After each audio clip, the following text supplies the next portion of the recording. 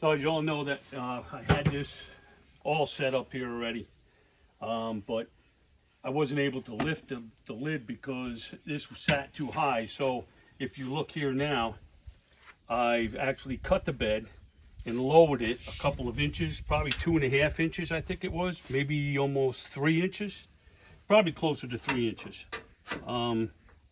So now, with it being this low, I can slide it out and still be able to get it open now with no issues. So if you look back here, you'll see where I had to cut the bed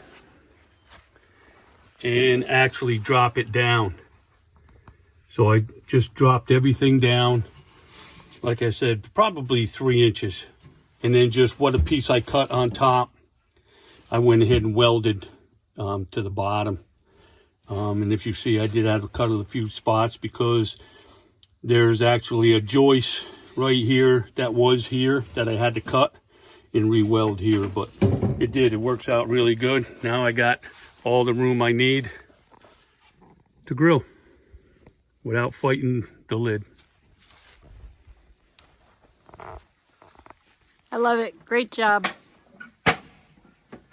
Thank you.